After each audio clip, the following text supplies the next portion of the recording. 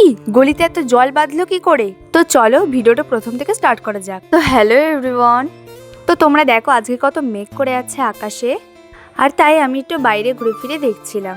দেখো আমাদের আমটার কিন্তু কালারটা চেঞ্জ হয়ে যাচ্ছে আস্তে আস্তে। কালারটা কিন্তু চেঞ্জ হয়ে অনেকটা পাকা আম যেমন হয় ঠিক তেমনই কালার হচ্ছে। তো তারপর দেখো এই যে জবা গাছ, যেখানে একটা কড়িও হয়েছে ফুলের। তোমরা কি জানো এই ফুল গাছগুলো কিন্তু আমার মা লাগিয়েছে। আমার মায়ের হাতে লাগানো কোনো জিনিস খুব ভালো হয়। এটা হলো স্থলপদ্ম ফুলের গাছ। এই গাছে একবার তো স্থলপদ্ম ফুল ফুটেও ছিল। তারপরে এই দেখো এপাশে পান গাছও আছে। আর এই ফুলগুলো তো তোমরা আমার ভিডিওতে আগেই দেখেছো।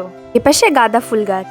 আচ্ছা তোমরা কমেন্টে জানিও তো যে এটা কিসের গাছ, জানাতে কিন্তু একদমই ভুলবে না। আর এক পাশে আছে কিন্তু সজনে গাছ। দেখো এই জবা ফুলগুলো কি সুন্দর না দেখতে।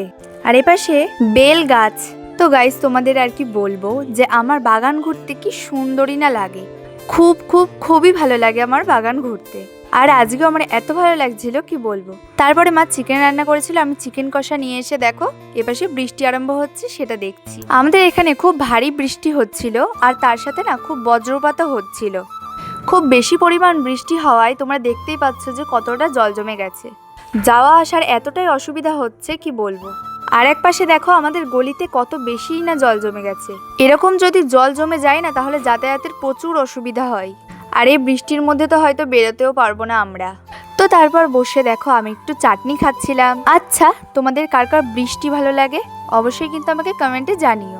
তো তোমাদের সাথে দেখা হচ্ছে নেক্সট কোনো মিনি ব্লগে। ততক্ষণের জন্য বাই।